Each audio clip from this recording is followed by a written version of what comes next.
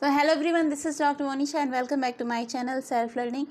Yes, we are live now and सभी को good evening, Ram Ram, नमस्कार, सत श्री अकाल, आदाब, जैसे भी आप मुझसे कनेक्ट हो सकते हैं उन सभी भाषाओं में आपका स्वागत है। यूजीसी नेट की फ़र्स्ट पेपर की यूनिट सेकंड हमारी ऑलमोस्ट क्या कंप्लीट फिनिश हो चुकी है और उसके आज हम पहली एमसीक्यू की क्लास अटेंड कर रहे हैं। सभी स्टूडेंट्स जो भी मेरे साथ जुड़े हुए हैं, इस चैनल के साथ जुड़े हुए हैं, वो सभी जुड़ जाइए और इस क्लास को आप भी साथ ही साथ में अटेंड करें, क्योंकि ये मेरा पहला सेशन है एमसीक्यू का, तो आपके लिए भी बेनिफिशियल रहेगा और साथ ही साथ में जो स्टूडेंट्स रिकॉर्डेड वीडियोस देखते हैं उनके लिए भी रहेगा। और इसका पीडीएफ मैं आपको शेयर कर दूंगी टेलीग्राम पर। तो टेलीग्राम की अगर लिंक अभी तक नहीं मिली है तो सोशल मीडिया के जो हैंडल्स हैं इन पर जाकर आप मुझे कांटेक्ट कर सकते हैं।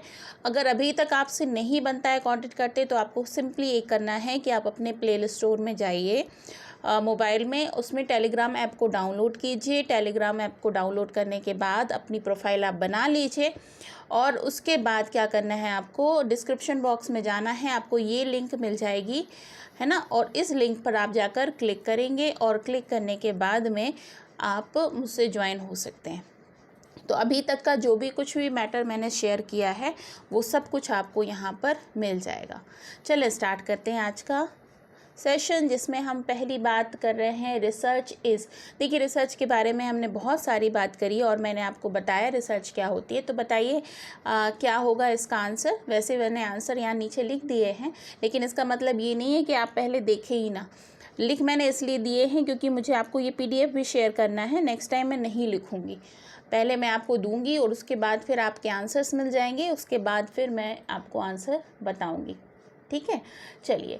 द पर्पसफुल सिस्टमेटिक एक्टिविटी है research conducted for purely academic purpose, conducted to answer question about the practice issue, a random unplanned process of discovery. तो क्या है रिसर्च? जैसे कि आपको बताया था, रिसर्च एक कंटिन्यूसली चलने वाली ऐसी प्रोसेस है जो कि हम सिस्टमेटिक करते हैं, साइंटिफिक वे में करते हैं, किसी पर्पस के लिए करते हैं, है ना। तो आंसर जो ए है वो हमारा करेक्ट आंसर होगा। नेक्स्ट है all good research aims at. Research की जो एम्स हैं वो क्या क्या हैं? तो बेटरमेंट ऑफ द सोसाइटी। केवल बेटरमेंट ऑफ सोसाइटी है क्या? नहीं। Developing general theories and principles. फिर आता है सॉल्विंग रूटीन प्रॉब्लम, या फिर नन ऑफ दीज। ठीक है, तो बताइए इसमें से क्या होगा? Developing generalisation theory and principle, क्योंकि अकेला बेटरमेंट ऑफ सोसाइटी नहीं होता। अकेला देखा जाए तो रूटीन प्रॉब्लम को सॉल्व करने के लिए रिसर्च नहीं होती। तो सही आंसर क्या हो जाएगा? Developing generalisation theories and principle. Next आता है in every field research pursuit promote systematic and gradual advertisement of knowledge but discovery are rare because.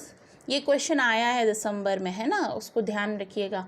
इसमें क्या पूछा है? In every field of research pursuit promote systematic and gradual advancement of knowledge but discovery are rare because. इसका reason क्या है कि मतलब knowledge का एडवांसमेंट तो होता है लेकिन डिस्कवरीज थोड़ी सी रेयर होती हैं। तो इसका आंसर क्या होगा? Result is continuous critical investigation. It is not common to be able to think beyond a grouped channel. इसके बाद में क्या? sustained experimental work needed by discovery is not easily forthcoming. Most people lack to depth of the knowledge needed for it. देखिए, answer तो इसका D है, पर इसका समझ लीजिए मतलब क्या है। देखिए, कई बार क्या होता है, क्वेश्चंस ऐसे आते हैं जिसमें आपको लगता है आंसर सारे ही सही लग रहे हैं, लेकिन इसमें से आपको आंसर पे वो देखना है कि जो सबसे सही आंसर होगा, है ना, क्योंकि कई बारी हमें क्वेश्चन के आंसर में समझ में नहीं आता है। तो देखिए यहाँ पर क्या है? Result is a continuous and critical investigation. जो रिज़ल्ट है वो क्या होता है? कंटिन्यूस एंड क्रिटिकल इन्वेस्टिगेशन होता है, इसलिए आपको नॉलेज तो मिल जाता है, बट डिस्कवरी इसमें से नहीं होती है। It is not common to be able to think beyond a grouped channel. अब इसके बाद में sustain experimental work needed for discovery is not easily forth coming. ये बहुत सही बात है कि भाई आपको ईजी नहीं पड़ता है ये, इसलिए most people lack the depth of the knowledge needed for it. मतलब बहुत सारे लोग ऐसी रिसर्च कर लेते हैं जो कि नॉलेज की डेप्थ में तो नहीं जाती है, बस चलो हो गया, रिसर्च का प्रोसेस था वो सारी फॉलो कर ली। चलें आगे बढ़ते हैं। मेटाफिजिक्स मीन्स, क्या होता है मेटाफिजिक्स? हाँ, मेटाफिजिक्स क्या होता है? देखिए, जो भी स्टूडेंट्स एजुकेशन के हैं वो मेटाफिजिक्स, एपिस्टेमोलॉजी, एक्सियोलॉजी को जानते हैं। तत्व मीमांसा जिसको कहते हैं वो कहलाती है मेटाफिजिक्स। अब तत्व मीमांसा में हम बात किसकी करते हैं? हम बात करती है मैटर्स की, है ना। तो मैटर्स में बात की जाएगी। अब ब्रांच ऑफ फिजिक्स, सिर्फ क्या है ये ब्रांच है फिजिक्स की? तो ऐसा नहीं है, फिजिक्स वाले तो मेटाफिजिक्स के बारे में ज़्यादा नहीं पढ़ते। Exploring the nature of ultimate reality, ये क्या है? अल्टीमेट रियलिटी को समझने वाला तत्व है। फिजिक्स ऑफ मेटल या फिर फिजिक्स ऑफ वेदर। तो सेकंड ऑप्शन सही होगा, exploring the nature of ultimate reality, क्योंकि ये फिलॉसफी का टर्म है मेटाफिजिक्स, जिसमें हम बात करते हैं कि जो संसार बना है, जो यूनिवर्स बना है, वो किस प्रकार के मैटर से मिलकर बना है। तो आंसर नंबर बी सही होगा, जिसमें आता है exploring the nature of ultimate reality. अब इसमें ऊपर वाला थोड़ा सा कट रहा है, विच ऑफ द फॉलोइंग लिखा है इसमें। विच of the following statement is not correct, ठीक है। क्या है जो करेक्ट नहीं है? ये भी एग्ज़ाम में क्वेश्चन आया है, हालांकि जून 1997 में आया है, लेकिन क्वेश्चन तो इम्पॉर्टेंट है ही। A researcher is expected to be well read person. One research gives birth to another research. All researchers contribute to existing knowledge. A good researcher is a nice person. क्या है भाई इसका answer? क्योंकि हमें देखना है कि विच इज़ नॉट करेक्ट। तो देखिए, a good researcher is a nice person, ये तो बात कहीं से हजम नहीं होती ना, कि कैसे एक अच्छा रिसर्चर जो है वो एक अच्छा आदमी भी होगा, ये कौन सा क्राइटेरिया है? तो ये स्टेटमेंट गलत होगा, बाकी तो सारे सही हैं।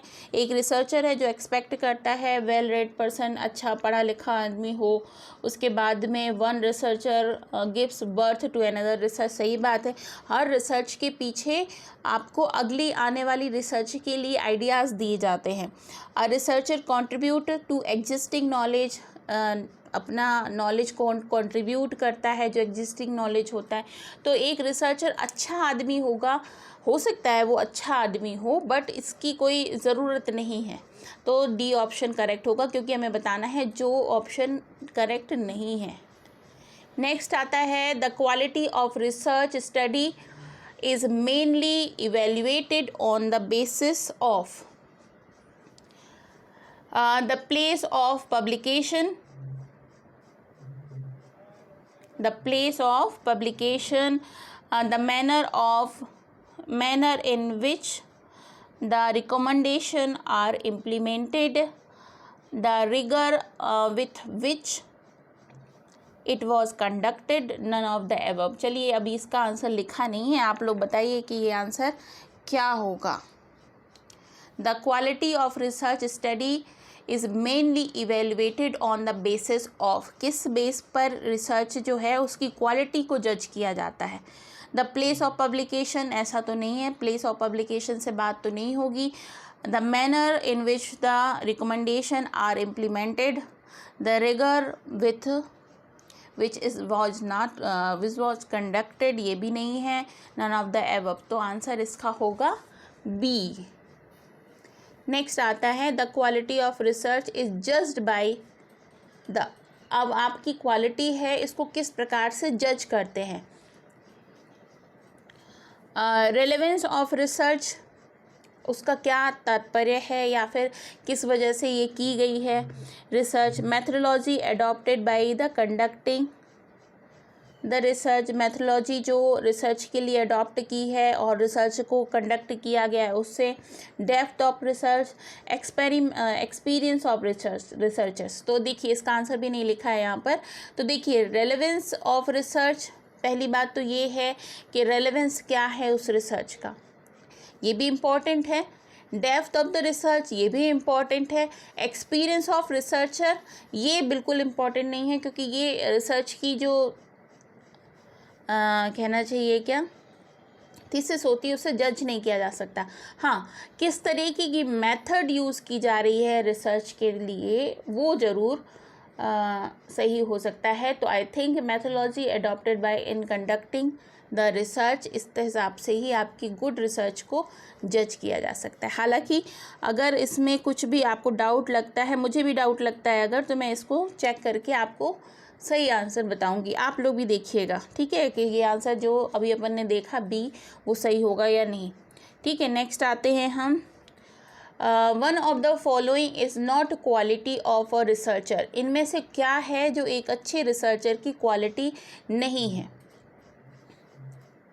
ठीक है, फिर क्या है इसमें, unison with that which he is in search, he must be of alert mind, keenness in inquiry, his assertion to outstrip the evidence। बताइए इसका आंसर क्या होगा।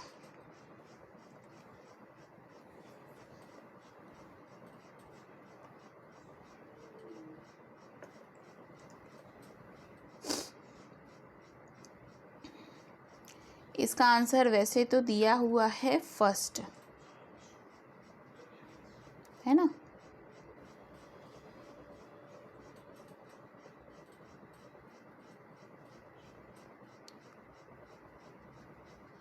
क्या होगा इसका आंसर, एक आदमी जिसका अलर्ट माइंड है वो एक अच्छा रिसर्चर होगा, या फिर जिसको अच्छे से इंक्वायरी करना आता है वो अच्छा रिसर्चर होगा। ठीक है, या फिर इसका जो एविडेंस के लिए जो सर्टेशन है वो अच्छा होगा। इसका आंसर है फर्स्ट। इसका यूनिसन का मतलब होता है सामंजस्य, मतलब एक व्यक्ति जो कि अपने काम में सर्च में कंप्लीट सामंजस्य बनाकर रखा हुआ है वो एक अच्छा रिसर्चर होगा। तो आंसर क्या होगा आपका, फर्स्ट सही होगा। आगे बढ़ जाते हैं। What do you consider as the main aim of the interdisciplinary research. Interdisciplinary research के लिए क्या मुख्य रूप से एम होते हैं। ठीक है, एम्स ऑफ रिसर्च हमने पढ़ा था। एम्स क्या होते हैं, to bring out the holistic approach to research. Holistic का मतलब क्या होता है, कंप्लीट सभी को एक साथ एक उसमें धारा में जोड़ना, होलिस्टिक अप्रोच होता है। टू रिड्यूस द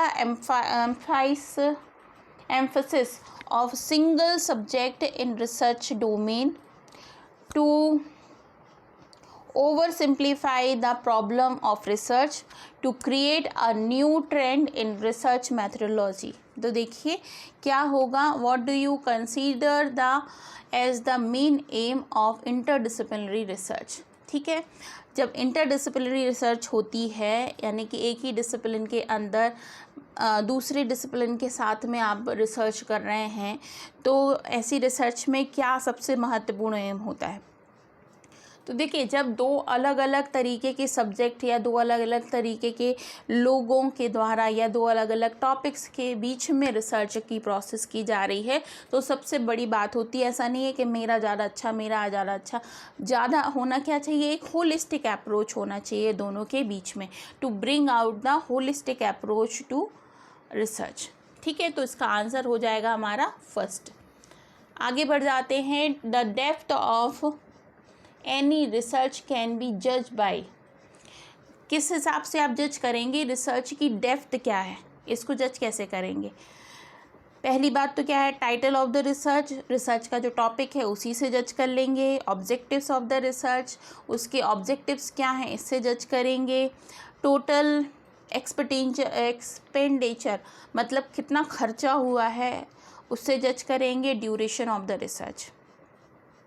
देखिए टॉपिक टाइटल वाला जो हिसाब है ना, तो जैसे आप लोग ने देखना है ना कि यूट्यूब पे अगर बहुत अच्छा थंबनेल है किसी का तो लोग उससे अट्रैक्ट होते हैं और उस पर जाकर ही उस वीडियो को देख लेते हैं। हो सकता है कि उस वीडियो में कुछ भी ना हो लेकिन थंबनेल से अट्रैक्ट हो जाते हैं। तो टाइटल ऑफ द रिसर्च उसका मतलब जजमेंट करने का सही प्रोसेस नहीं है।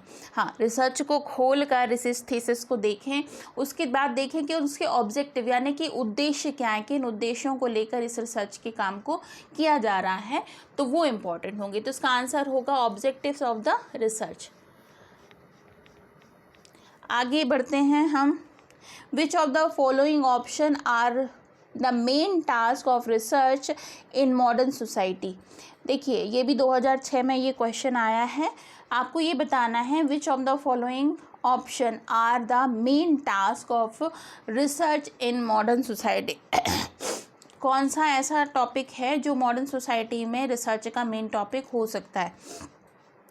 तो देखिए इसमें ऐसा है कि आंसर जो देखने हैं आपको, तो नीचे दिए गए हैं आपके लूप दिए गए हैं ना, A, B, C और D। इनमें से आपको आंसर सही लगाना है। तो फर्स्ट पढ़ लेते हैं, to keep pace with advancement in the knowledge.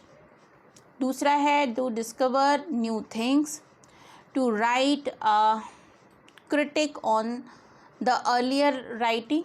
फिर क्या है, to systematically examine and critical analysis the investigation or sources with objectivity। तो क्या होगा इसका, पहला ऑप्शन जो है उसमें 4th, 2nd और 1 दिया हुआ है। यानी कि 4th का मतलब क्या है, the systematically examine and critical investigation of source and objectivity. ये तो ठीक है, चलो अच्छी बात है। सेकंड वाला है टू डिस्कवर न्यू थिंग्स, ऐसी भी चीज़ होनी चाहिए रिसर्च में जो कि डिस्कवर कर रही हो। फिर उसके बाद फर्स्ट जो है वो क्या है, to keep pace with advancement in the knowledge. ठीक है, तो सिर्फ छोड़ दिया है इन्होंने कौन सा ऑप्शन, 3rd वाला, टू राइट अ क्रिटिक। सही बात है, ये फर्स्ट 3rd वाले ऑप्शन की तो कोई ज़रूरत नहीं है। तो क्वेश्चन क्या था, which of the following option are the main task of the research in modern society. तो आपका आएगा 1st, 2nd और 4th। तो ऑप्शन नंबर A हमारा सही होगा। आगे जाते हैं। द रिसर्च इज़ ऑलवेज, क्या होती है भाई, हमेशा रिसर्च एक क्या होती है, वेरीफाई द ओल्ड नॉलेज, केवल वेरीफाई करने का काम होता है ओल्ड नॉलेज को। एक्सप्लोरिंग न्यू नॉलेज को एक्सप्लोर करने का काम होता है। Filling the gap between the knowledge, 2 knowledge के बीच में गैप फिलिंग करने का होता है। All of the above. बताइए, मेरे हिसाब से इसका आंसर होना चाहिए D, क्योंकि ये सभी काम रिसर्च के द्वारा किए जाते हैं। All of the above. Verify the new knowledge भी होता है, एक्सप्लोरिंग न्यू नॉलेज भी होता है, ओल्ड नॉलेज की भी वेरीफाई करना होता है, filling the gap between the knowledge. ठीक है, तो ऑल ऑफ द एबव इसका आंसर होगा। The 2 main approaches of research are, क्या होते हैं 2 मेन अप्रोच, क्या होते हैं, data collection and data analysis, survey and questionnaires, sampling and data collection, qualitative and quantitative. देखिए data collection, data analysis the part of research, एक तरीके का पार्ट है, क्योंकि कोई भी रिसर्च होगा उसमें डेटा कलेक्शन का पोर्शन तो किया ही जाएगा। सर्वे एंड क्वेश्चनायर का उपयोग किया जाता है सर्वे के अंतर्गत। आपके पास sampling and data collection, sampling भी एक तरीके से पार्ट होता है, ठीक है, रिसर्च की प्रोसेस का। तो क्वालिटेटिव एंड क्वांटिटेटिव जो है वो अप्रोच है, क्योंकि क्वालिटेटिव एक प्रकार है, क्वालिटेटिव का मतलब होता है क्या, गुणात्मक रिसर्च, और क्वांटिटेटिव का मतलब होता है मात्रात्मक। तो ये अप्रोच होता है ना, इसलिए मेन आंसर क्या होगा इसका, क्वालिटेटिव एंड क्वांटिटेटिव। चलो आगे बढ़ जाओ। द क्वालिटेटिव रिसर्च, देखिए पूछ लिया नेक्स्ट में, the qualitative research is without any specific purpose, फिर क्या है, primarily concerned with in-depth exploration of phenomena, deal with the collection and analysis of numerical data, none of the above। देखिए numerical data तो इसमें आता ही नहीं है ना, तो न्यूमेरिकल डेटा वाला तो सीधे से कैंसिल हो जाता है। विदाउट एनी स्पेसिफिक पर्पस, तो बिना पर्पस के तो रिसर्च की नहीं जाती, रिसर्च के लिए पर्पस होना तो ज़रूरी है। नन ऑफ द अबव भी होगा, नहीं तो आंसर क्या होगा, सेकेंड वाला। कई बारी ना इस तरीके से भी आंसर लगाते हैं हम कि नहीं पता है ना, तो ये देखें कि क्या आंसर नहीं हो सकते हैं, तो उनको हटाया और उसके बाद जो बच रहा है वो आंसर हो सकता है। नेक्स्ट है, the research which is exploring new fact through the study of the past is called, क्या कहलाता है, the research which is exploring new facts through the study of the past is called।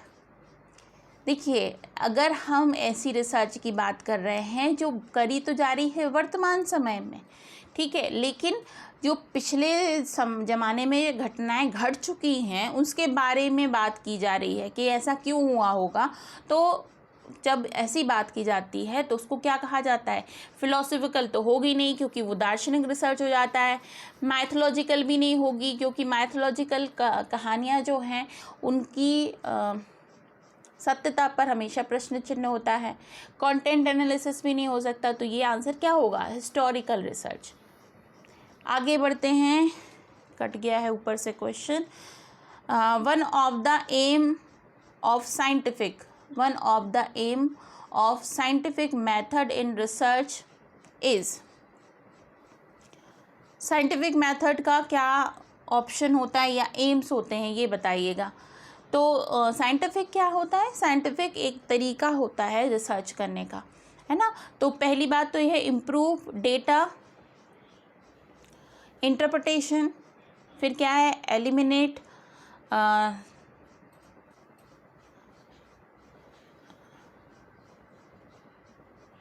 Superiors relation, उसके बाद confirm, triangulation और introduce new variables. तो इसका answer है B, ठीक है। आगे आते हैं हम, which of the following is not the method of research, कौन सी मेथड नहीं है रिसर्च की, ऑब्जर्वेशन, हिस्टोरिकल, सर्वे और फिलोसफिकल, बताइए। हिस्टोरिकल मेथड तो होती है, सर्वे होता है, फिलोसफिकल होती है, ऑब्जर्वेशन तो तरीका होता है ना, तो मेथड के अंतर्गत नहीं आएगा। फिर आता है, field work based research is classified as empirical, historical, experimental, biographical. तो फील्ड वर्क जब होता है तो हिस्टोरिकल रिसर्च तो होगी नहीं, एक्सपेरिमेंटल होगी नहीं, बायोग्राफिकल होगी नहीं, तो फर्स्ट बचता है एम्पेरिकल रिसर्च। फिर क्या है, the classification of study into exploratory, descriptive, analytical और predictive research is based on, ठीक है, classification of study into the exploratory, descriptive, analytical, predictive research is based on. ये सारी जो रिसर्चेस हैं किस पर बेस करती हैं, ठीक है, logic of research, outcome of the research, process of the research and purpose of the research. बताइए, ये सभी जो रिसर्चेस हैं, ये रिसर्चेस जो है आपने पढ़ा है, एक्सप्लोरेटरी रिसर्च भी मैंने पढ़ाया था, डिस्क्रिप्टिव भी पढ़ाया था, एनालिटिकल भी पढ़ाया था, प्रेडिक्टिव भी पढ़ाया था। तो ये सारे रिसर्च जो हैं ये बात करती हैं कि भाई रिज़ल्ट का पर्पस क्या है, उससे करने से क्या फ़ायदा होगा। तो आपका आंसर हो जाएगा डी, जिसमें आता है पर्पस ऑफ द रिसर्च। फिर है next, which of the following is not the requirement of a hypothesis. Hypothesis का मतलब क्या, परिकल्पना। तो क्या है जो परिकल्पना के लिए ज़रूरी नहीं है। Be based on fact, fact पर बेस होनी चाहिए। बी कंसीएबल, उसके बाद में contradict the knowledge of nature, allow the consequences to be deduced from it। बताइए इसका आंसर क्या होगा।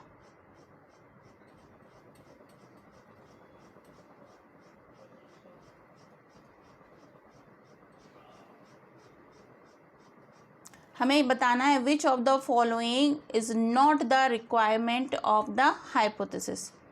ठीक है, इनके लिए क्या चीज़ें हैं जो रिक्वायरमेंट नहीं है, नहीं है की बात हो रही है, मतलब इसमें से कोई एक ही ऐसा ऑप्शन होगा जो कि नहीं की बात कर रहा होगा। तो answer number C, contradict the knowledge of nature. हमेशा कंट्रडिक्शन नहीं होता है नॉलेज का, नेचर का, है ना। तो आंसर नंबर सी होगा सही। बाकी तो सारी चीज़ें ज़रूरी होती हैं आपके रिसर्च की। नेक्स्ट है, for the proposition to be true. कौन सी प्रोपोजिशन जो है वो ट्रू है। It should have the following characteristics except which of the following. It must be objective, it must be true with accepted belief, it must be constant, it must be testable। तो for a proposition is to be true, it should have the following characteristics except which of the following। ठीक है, आपको ये बताना है कौन सा proposition जो है वो ट्रू है। ठीक है, तो कौन सी चीज़ हो सकती है true. It should have the following characteristics. कौन सी ये कैरेक्टरिस्टिक्स हैं जिनको फॉलो कर रहे हैं। ऑब्जेक्टिव तो होता ही है,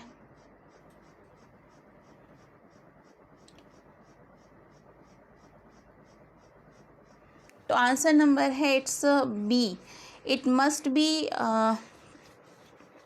इन tune with respect accepted beliefs. ठीक है, इसके बारे में थोड़ा और देखेंगे कि है क्या, ये क्या चीज़ कह रहा है क्वेश्चन, फिर मैं आपको एक्सप्लेन करूँगी। A good hypothesis should be. कौन सी हाइपोथेसिस जो है वो एक अच्छी हाइपोथेसिस कहलाएगी। Precise, specific and consistent with most known fact. Consistent है ना, consistent with most known fact. formulate in such a way that it can be tested by data, of limited scope and should not have global significance, all of the above। एक अच्छी hypothesis कैसी होनी चाहिए, precious होनी चाहिए, specific होनी चाहिए, consistent होनी चाहिए, विथ मोस्ट नोन फैक्ट्स, हमेशा सारे नोन फैक्ट्स को लेने वाली, मतलब जो उसमें जुड़े हुए हों वो होनी चाहिए। Formulate in such a way that it can be tested by data. ऐसे ही होनी चाहिए जिससे डेटा से टेस्ट किया जा सके। Of limited scope and should not have the global significance. ठीक है, लिमिटेड स्कोप में भी काम किया जा सके, इसलिए all of the above. Answer क्या होगा, all of the above. Number 23वां क्वेश्चन है, which of the following statement is true. कौन सा ट्रू है इसमें से। In research objective can be worded in question form. In research objective can be word in statement form. Objectives are to be stated in chapter 1 of the thesis, all of the above। आपको इसमें से ये बताना है कौन सा statement जो है वो ट्रू है। तो फर्स्ट है in research objective can be word in question form. ठीक है, तो ऑब्जेक्टिव्स की बात जो है वो तो ठीक है। होता है, लेकिन इन research objective can be word in statement form. देखिए क्या होता है कि जब भी हाइपोथेसिस बनाई जाती है या फिर आपके स्टेटमेंट बनाए जाते हैं ना, तो एक स्टेटमेंट के फॉर्म में बनाए जाते हैं। रिसर्च के ऑब्जेक्टिव स्टेटमेंट क्यों, कैसे, इस तरीके के क्वेश्चंस नहीं लगाए जाते हैं। जैसे कक्षा 8 में पढ़ने वाली छात्राओं की संख्या छात्रों की तुलना में अधिक है, ये एक स्टेटमेंट हो गया, मैंने बोल दिया अधिक है। अब फिर मैं इस चीज़ को सर्च करूँगी, इसको रिसर्च करके बताऊँगी कि जो मैं ये कह रही हूँ वो सही है या नहीं है। तो एक स्टेटमेंट के फॉर्म में लिखे जाते हैं। तो क्वेश्चन का आंसर होगा बी, जिसमें है in research objective can be worded in statement form।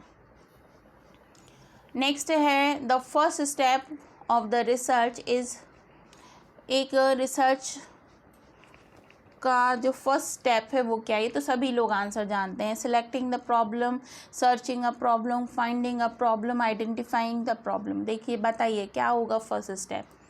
Selecting a problem तो बात आती है बाद में, सर्चिंग अ प्रॉब्लम होती है बहुत स्टार्टिंग में, फाइंडिंग अ प्रॉब्लम मेन होता है, पहले आप प्रॉब्लम को फाइंड कर लें।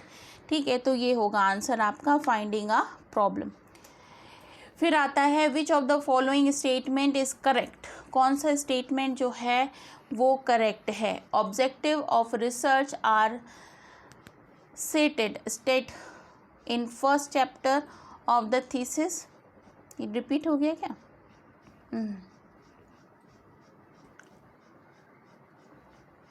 Researcher must possess analytical ability, variability is the source of a problem, all of the above. तो देखिए फॉलोइंग स्टेटमेंट इज़ करेक्ट, तो सारे ये स्टेटमेंट यहाँ पर सही हैं, तो आंसर क्या होगा ऑल ऑफ द एबव। फिर क्या है the purpose the process not needed in experimental research is. Experimental research में ऐसी कौन सी प्रोसेस है जो ज़रूरी नहीं है। Observation, manipulation, controlling, content analysis. ठीक है, purposeful, the purpose not needed in experimental research. तो एक्सपेरिमेंटल रिसर्च क्या होती है, जब हम जाकर एक्सपेरिमेंट करते हैं, मतलब कहीं पर जाते हैं, लेबोरेटरी की ज़रूरत होती है, तो ऑब्जर्वेशन तो ज़रूरी होता है, मैनिपुलेशन भी हो सकता है, क्योंकि मैंने आपको बताया था variable can be manipulate in experiment research, और उसमें कंट्रोलिंग भी चाहिए होता है ताकि आपका जो रिसर्च है वो मिसगाइड ना हो जाए। बट कंटेंट एनालिसिस की है उसकी ज़रूरत नहीं होती, तो आंसर क्या होगा इसका डी। ठीक है, which of the following correlation value is strongest. इसमें से कौन सी कोरिलेशन वैल्यू जो है वो स्ट्रॉन्गेस्ट है, बताइए। स्ट्रॉन्गेस्ट की बात पूछी जा रही है, चाहे नेगेटिव में हो चाहे पॉजिटिव में हो। जब 1 दिया हुआ है ना 1.00, बाकी सारी चीज़ें किस में लिखी हुई हैं, पॉइंट में लिखी हुई हैं, 0.10, 0.95, 0.90, फिर दिया हुआ है 1.00। तो मैंने आपको बताया था 2 प्रकार के कोरिलेशन होते हैं, नेगेटिव और पॉजिटिव। तो यहाँ पर नेगेटिव कोरिलेशन ही है, बट सबसे स्ट्रॉन्ग वैल्यू होगी जब हमने बताया था आपको ग्राफ के माध्यम से स्ट्रॉन्गेस्ट और वीक जो कोरिलेशन है। तो एक होता है पॉजिटिव स्ट्रॉन्गेस्ट और एक होता है नेगेटिव स्ट्रॉन्गेस्ट। जब 1 वैल्यू आती है तो -1 जो है वो आपका सही आंसर होगा। 28वें नंबर का क्वेश्चन देख लेते हैं। Which of the following figure reflect the highest value of Karl Pearson coefficient of correlation. ठीक है, अब आपका बताना है आपको which of the following figure reflect the highest value of Karl Pearson coefficient of the correlation. ठीक है, Karl Pearson का जो फिगर है वो मैंने आपको कोफिशिएंट है वो मैंने आपको बताया था। ठीक है, इसमें जो हाईएस्ट वैल्यू है वो क्या हो सकती है, तो अगेन जो -0.92 है, भले वो क्या है माइनस में है बट वो हाईएस्ट वैल्यू होगी। नेगेटिव में जाएगी, जब हम इस तरीके का कर्व बनाते हैं तो ये वैल्यू कहाँ जाएगी, नेगेटिव में जाएगी, पर हाईएस्ट होगी। 29वें नंबर का प्रश्न है हमारा, research is not considered ethical if it is, ठीक है। अब एक ऐसी रिसर्च है जो एथिकल नहीं कहलाएगी, क्यों? Tries to prove particular point, जो एक रिसर्च जो है एक पर्टिकुलर पॉइंट को प्रूव करती है, तो एथिकल कहलाएगी कि नहीं कहलाएगी? कहलाएगी। Does not ensure the privacy and anonymity of the respondent. अब भाई जैसे अगर आप जो भी प्राइवेसी है, जिस चीज़ की भी आप रिसर्च कर रहे हैं, उसकी प्राइवेसी को अगर आप डिस्क्लोज़ कर देंगे तो आपकी रिसर्च एथिकल कैसे कहलाएगी, मोरल कैसे कहलाएगी? जैसे कि एक मैं मूवी देख रही थी, उसमें क्या था कि एक व्यक्ति को साइकोलॉजिकल प्रॉब्लम होती है, वो साइकोलॉजिकल प्रॉब्लम और डॉक्टर के पास जाता है, उसने साइकेट्रिस्ट के पास जाता है, और वो क्या करता है कि उसकी सारी ही जो चीज़ें हैं वो नोट करता जाता है। फिर जब कभी भी उसके ऊपर कोई केस हो जाता है तो वो सारी चीज़ें जाके डिस्क्लोज़ कर देता है वहाँ पर। तो क्या होता है कि उसकी जो सारी चीज़ें हैं वो मीडिया में पहुँच जाती हैं, वो डिस्क्लोज़ हो जाती है। तो क्या हुआ, प्राइवेसी जो थी वो नहीं थी। यानी कि जो रिसर्च का प्रोसेस है वो कैसा होना चाहिए, प्राइवेसी ज़रूर होनी चाहिए उसमें, ठीक है। तो सेकंड ऑप्शन इसका सही होगा। चलिए लास्ट क्वेश्चन कर लेते हैं इसका। Which of the method is the most directly associated with lack of informed consent? क्या है? In depth of interviewing or content analysis, covert observation, case study. तो आंसर है क्या? Answer number C, covered observation. Which method is most directly associated with lack of informed consent? ठीक है, तो covered observation जो है वो है इसका सही आंसर। हालांकि इसमें 10 क्वेश्चन और हैं, पर अब बहुत लंबा हो रहा है वीडियो, उसको मैं आपको आने वाले टाइम पे बताऊंगी, है ना। नेक्स्ट जो हमारी क्लास होगी उसमें बताऊंगी, ताकि ये 10 क्वेश्चन हो जाए। हालांकि ये मैं PDF तो कल ही शेयर कर दूंगी आपको, ठीक है। तो ये आज की क्लास को यहीं फिनिश कर देते हैं, क्योंकि 40 मिनट की हो गई है वैसे भी, और अभी हमारी 9 बजे फिर से है क्लास। तो करते हैं यहीं पे एंड। और अगर सेशन अच्छा लगा हो, इन्फॉर्मेटिव लगा हो, तो जाते जाते लाइक ज़रूर करना है सेशन को, और ज़्यादा से ज़्यादा लोगों तक इस वीडियो को आप पहुंचाइए, ताकि जो दूसरे स्टूडेंट्स भी हैं उनका भी फ़ायदा हो सके, ठीक है। तो मिलती हूँ फिर से नेक्स्ट क्लास में। आज फ्राइडे है, कल सैटरडे और संडे को मैं ये सारी PDF जो है वो टेलीग्राम चैनल पर शेयर कर देती हूँ। तो जो भी स्टूडेंट्स हैं जो अभी तक टेलीग्राम से नहीं जुड़े हैं वो जुड़ जाएं। और अगर आपको फिर भी प्रॉब्लम आ रही है तो मेरा नंबर जो है, जो स्टार्टिंग में था, उस नंबर पर आप मुझे व्हाट्सएप कर दीजिए, मैं आपको टेलीग्राम की लिंक डायरेक्टली शेयर कर दूँगी, ठीक है। तो मिलती हूँ कल फिर नेक्स्ट क्लास में। तब तक के लिए अपना बहुत ख्याल रखिए। Bye bye.